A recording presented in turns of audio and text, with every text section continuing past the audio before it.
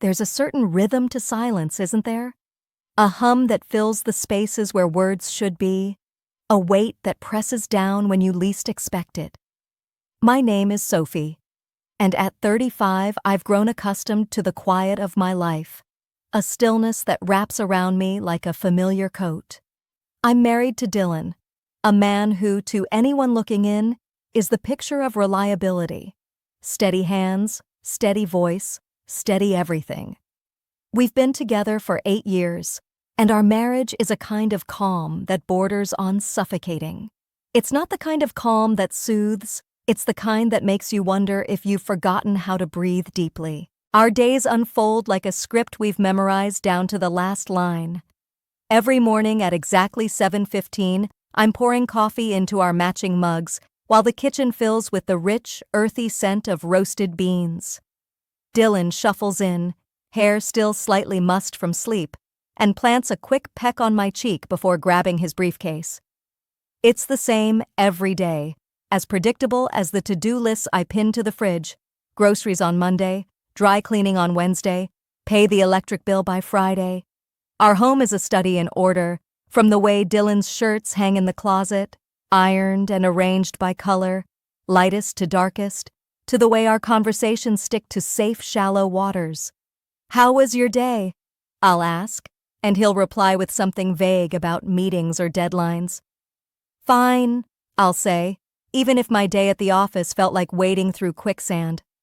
We don't dig deeper, we don't stray, but lately, I've noticed the edges of our routine fraying, little threads pulling loose in ways I can't quite pin down. It started a few months ago.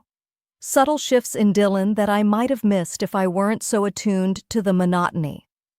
There's the way his gaze lingers when I slip out of my work clothes in the evening, his eyes tracing the curve of my shoulder as if he's seeing me for the first time. It's not lust, exactly. There's something else there. Something searching. And then there are the moments late at night, when the house is dark and the world outside feels far away.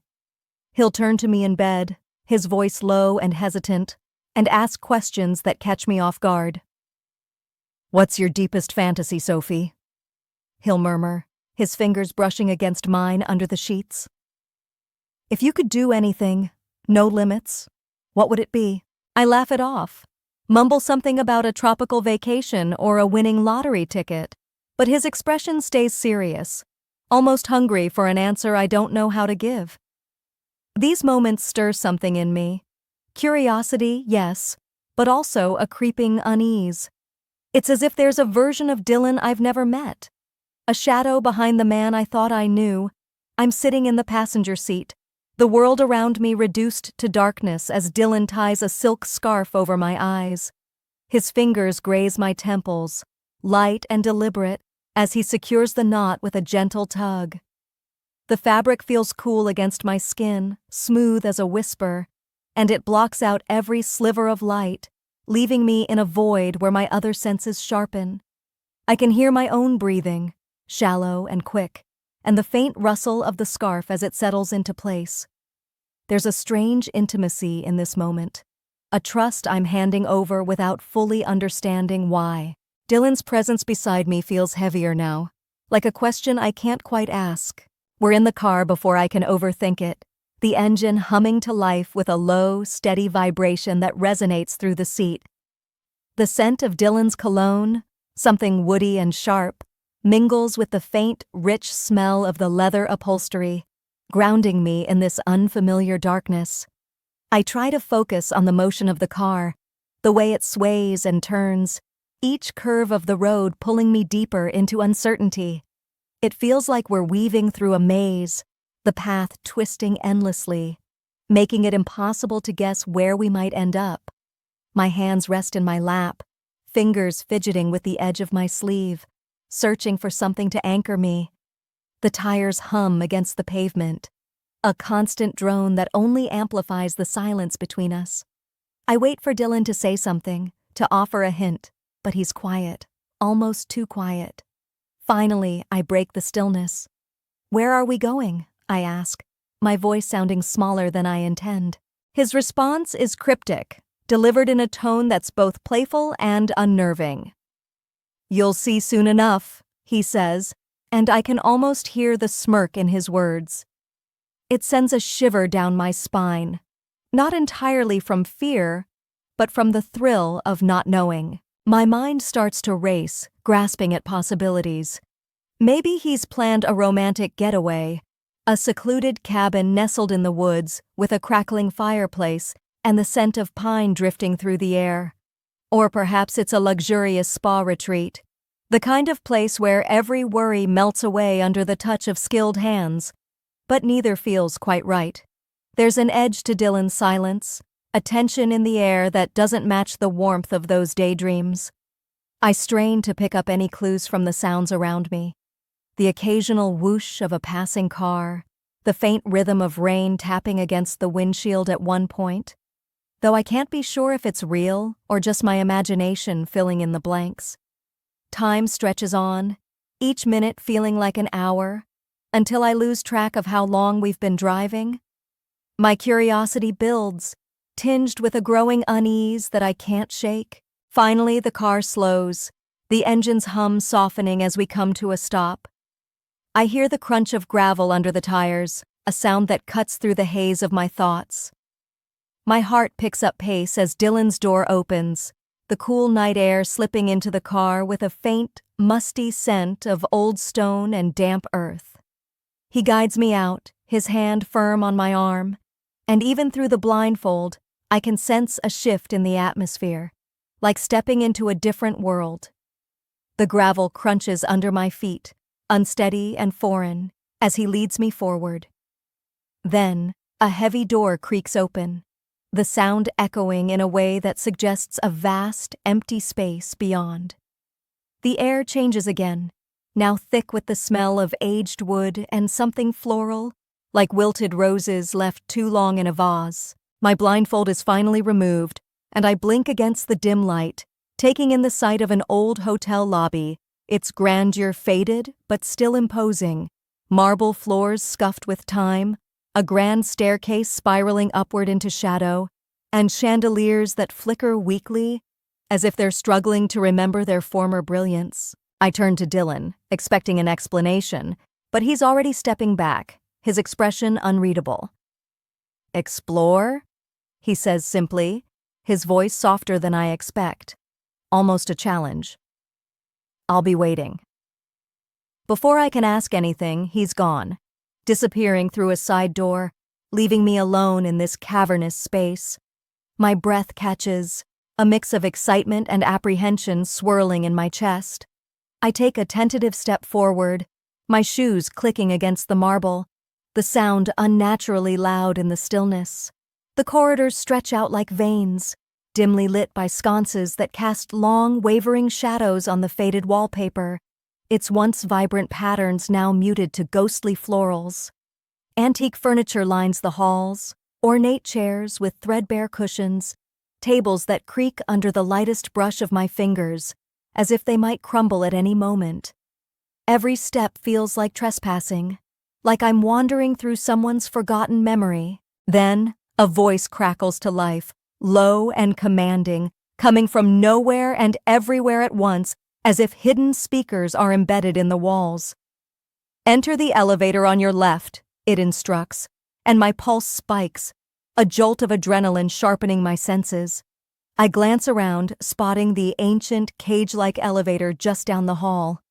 Its iron bars look more like a prison than a mode of transport, but I obey, stepping inside with a hesitation that makes my hands tremble. The door clanks shut behind me, and the elevator groans as it begins to ascend, the sound of grinding gears filling the small space. My stomach lurches, not just from the motion, but from the uncertainty of what awaits me. The voice speaks again, steady and unyielding. "Choose a dress from the wardrobe in room 204. The elevator shudders to a stop, and I step out into another dimly lit hallway, the air cooler here, almost damp. I find room 204 easily, the brass numbers tarnished but legible. Inside, a massive wardrobe looms against one wall, its doors slightly ajar. I pull them open to reveal a row of elegant vintage gowns, their fabrics shimmering faintly in the low light. Satin, lace, velvet, each one a relic of a bygone era. My fingers hover over them before settling on a deep emerald dress, its color rich and bold, the silk cool against my skin as I slip it on. It fits like it was made for me, though wearing it feels both foreign and thrilling. Like stepping into someone else's life, the voice returns, its tone unchanged. Wait for your guide in the ballroom. I make my way down the grand staircase, the dress whispering against the steps, and push open a set of double doors to reveal the ballroom. It's breathtaking, even in its decay. A towering chandelier hangs overhead, its crystals catching the faint light and casting fractured reflections across the polished wooden floor. Heavy velvet drapes frame tall windows, their deep burgundy faded to a dull crimson, and the air carries the faint scent of dust and old perfume. My footsteps echo as I cross the vast space, each sound bouncing off the walls, making me feel small, like a character in a story I don't yet understand. My heart is still racing from the encounter with Leo, the mysterious guide who appeared in the ballroom like a phantom. His presence both unsettling and magnetic. I can still feel the ghost of his touch, the way his gloved hand brushed against mine as we danced in a silence that spoke louder than words. Now, as I stand alone in a dimly lit side room off the ballroom, reality creeps back in, slow and heavy, like a fog rolling over a lake at dawn. My body hums with adrenaline, a current that won't settle, buzzing beneath my skin as I try to ground myself. I catch my reflection in a cracked mirror hanging crookedly on the wall, the glass spiderwebbed with age, distorting my image into something fractured, almost unrecognizable. I adjust the emerald dress, smoothing the silk over my hips with trembling fingers, feeling the cool fabric slide against my still warm skin. My hair is slightly mussed from the dance, strands falling loose around my face, and I tuck them back with a shaky hand, trying to erase any evidence of what just transpired. But my eyes betray me. Wide, bright, with a mix of exhilaration and guilt, like I've seen something I wasn't supposed to, done something I can't undo. Inside, I'm a storm of conflicting tides. There's a part of me that feels unshackled, as if I've cracked open a hidden door within myself and stepped through to a place I didn't know existed. Dancing with Leo, letting myself be led by his silent command, felt like shedding a skin I've worn too long. For those fleeting moments, I wasn't Sophie, the predictable wife with the predictable life. I was someone daring, someone alive in a way I haven't been in years. The memory of his masked face, the intensity behind it, even without seeing his eyes, sends a shiver through me now. Not of fear, but of something raw and unfamiliar. It's as if I've tasted a forbidden fruit, and the sweetness lingers on my tongue, tempting me to take another bite. But then there's the other part of me, the one that's screaming in the back of my mind, dragging me down with the weight of what I've allowed to happen. What does this mean for me and Dylan? What if he senses the shift in me, the way my pulse still races, the way my thoughts keep circling back to a stranger whose name I don't even fully know? I've crossed a line, even if it was just a dance, even if no words were spoken. There was an unspoken agreement in the way Leo held me, in the way I didn't pull away. The guilt gnaws at me, sharp and relentless, like a splinter under my skin I can't dig out. I'm torn between the thrill of this newfound piece of myself and the dread of what it might cost me. Leo reappears at the doorway, still masked, his figure a dark silhouette against the faint light spilling from the ballroom. He doesn't speak, just gestures for me to follow. And I do, my heels clicking softly on the wooden floor as we move back into the larger space. His hand rests lightly on my arm as he guides me, a touch that feels both protective and possessive, lingering just a moment longer than necessary before he releases me. Then, without a sound, he melts into the shadows near the far wall, disappearing as if he was never there, leaving me standing alone under the fractured glow of the chandelier. My breath catches, a mix of relief and longing I don't want to name, and before I can process it, that disembodied voice crackles through the air again, cold and authoritative. "Return to the lobby for the final act," it commands, and my stomach twists into a knot, the words echoing in my chest like a gavel striking down. The final act? What does that even mean? I don't have time to dwell on it, but the weight of those words presses against me, heavy with implication. I make my way to the elevator, each step feeling like I'm wading through molasses, my mind racing faster than my feet can carry me. The ancient cage awaits, its iron bars gleaming dully in the low light, and I step into the elevator, the iron bars clanking shut behind me with a sound that reverberates in my chest like a warning. The air inside feels stale, heavy with the scent of rust and time, and as the mechanism groans to life, descending slowly, I grip the cold metal railing to steady myself. My reflection flickers in the warped glass panel of the elevator door, a ghostly version of me in this emerald dress, my face pale, my eyes still carrying that wild, conflicted gleam. My heart thuds unevenly, each beat a reminder of the command that lingers in my mind. The final act. What could it mean? What's waiting for me down there in the lobby? The uncertainty gnaws at me, but beneath it, there's a current of anticipation, a pull I can't ignore, drawing me toward whatever comes next. The elevator shudders to a stop, and the doors creak open, revealing the vast, dimly lit lobby once more.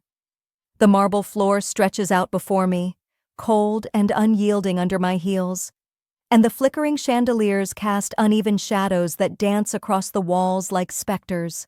My breath catches as I step out, the silence here thicker than before, pressing against my ears with an almost tangible weight. And then I see him, Dylan, standing near the grand staircase that spirals upward into darkness. He's holding a glass of red wine, the liquid catching the faint light, and glowing like a ruby in his hand. His posture is deceptively relaxed, one hand in his pocket, his shoulders slightly slouched, but there's nothing casual about the way he's looking at me. His eyes are sharp, piercing, locked on me with an intensity I've never seen before, not in all our 8 years together. It's as if he's peeling back every layer I've ever wrapped around myself, seeing straight through to the raw, trembling core of me. I feel exposed, vulnerable in a way that makes my skin prickle, and yet I can't look away. Time seems to slow, each second stretching into eternity as I stand there, rooted to the spot. The distance between us feels like a chasm, yet his gaze bridges it effortlessly, pulling me in without a single word. I notice the smallest details, the way his fingers curl around the stem of the wine glass, steady and deliberate. The faint crease in his brow, as if he's calculating something I can't begin to guess. The way the dim light carves shadows across his face, making him look both familiar and utterly foreign. The silence between us isn't just heavy, it's loaded, a gun cocked and waiting for someone to pull the trigger. My mouth feels dry, my throat tight, and when I finally manage to speak, my voice betrays me, coming out as a shaky stammer. "Hey, Dylan," I mumble, the words clumsy and weak, barely audible in the cavernous space. I want to say more, to ask what this is all about, to demand answers for the strange, intoxicating journey I've been led on tonight. But before I can gather my thoughts, he cuts me off. A slow, knowing smile spreads across his lips, and it's not the warm, reassuring smile I've seen 1,000 times over coffee or during quiet evenings at home. This smile is different, sharp, almost predatory, like he's been waiting for this exact moment. He takes a step closer, then another, his movements deliberate, unhurried, and the faint scent of the wine on his breath reaches me, mingling with the familiar woody notes of his cologne. It's intoxicating in its own way, grounding me even as my world feels like it's tilting on its axis. He stops just a foot away, close enough that I can feel the heat of his presence.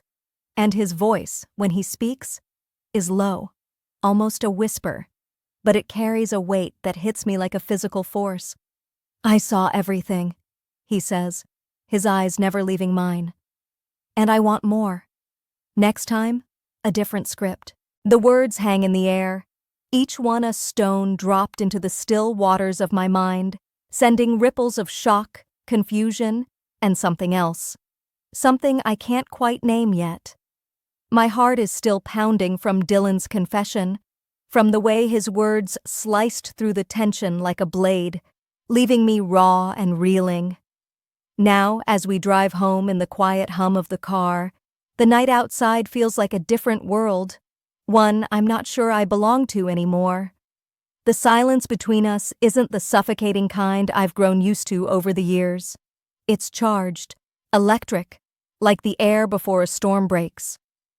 I steal a glance at Dylan, his profile sharp against the faint glow of the dashboard lights, his hands steady on the wheel. There's no trace of the predatory smile from earlier, but I can still feel its shadow lingering in the space between us. We don't speak, not yet, and I'm grateful for it. Words feel too heavy right now, too likely to shatter whatever fragile understanding we've stumbled into. I turn my gaze out the window, watching the streetlights blur into streaks of gold as we glide through the empty roads. Each flash of light feels like a snapshot, a fleeting moment that pulls me back to the weekend we've just left behind. I see it all in my mind's eye, unspooling like a film I can't stop watching. The silk scarf over my eyes, cool and tight, plunging me into darkness. The creak of that ancient elevator, the way my stomach dropped as it ascended. The emerald dress slipping over my skin, transforming me into someone I didn't recognize.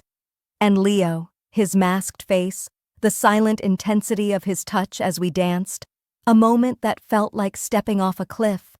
Every instruction I followed, every choice I made, every brush of a stranger's hand. It's all etched into me now, a map of a territory I never knew I wanted to explore. I can still feel the heat of those memories, the way they stirred something deep and dormant inside me, waking it up with a hunger I can't ignore. I'm not the same Sophie who left home blindfolded just days ago. That version of me feels like a ghost now, a woman who lived in a neat, predictable box, content to let life unfold in safe, measured steps. But this weekend cracked that box wide open, and I've tasted something forbidden, something that both terrifies and thrills me. Guilt still lingers, a bitter undercurrent that tugs at my conscience, reminding me of the vows I've made, the life I've built with Dylan. I question if I've betrayed him, even if he orchestrated every step of this strange game. But beneath the guilt, there's desire, a pulsing, insistent thing that refuses to be buried. It's not just about Leo or the dance. It's about the part of myself I discovered in those shadowy halls, a part that craves more than the mundane, more than the script I've been following for years. I don't know how to reconcile these two sides of me, the dutiful wife and the woman who felt alive under a stranger's gaze, but I know I can't go back to pretending they don't both exist. The car slows as we pull into our driveway, the familiar crunch of gravel under the tires grounding me for a moment. The house looms ahead, its windows dark, a silent witness to the shift that's happened between us. Dylan cuts the engine, and for a beat, we just sit there, the quiet wrapping around us like a cocoon. I feel the weight of his presence beside me, the unspoken questions hanging in the air. Then he steps out, and I follow, my legs shaky as I adjust to the solid ground beneath me. We walk into the house together, the click of the door behind us sounding louder than it should. The kitchen light flickers on, casting a warm glow over the familiar space. The counter where I pour our morning coffee, the fridge still adorned with my to-do lists. It all looks the same, but it doesn't feel the same. I don't feel the same. Dylan moves to the counter, and I watch as he pulls something from his pocket. The silk scarf, the one that started it all, its fabric shimmering faintly in the light. He sets it down deliberately, right in the center of the counter, like a symbol of our shared history, a reminder that even though everything has changed, some connections remain unbroken. Don't forget to subscribe, like, and comment if you enjoyed this story. This will help us create more engaging stories for you.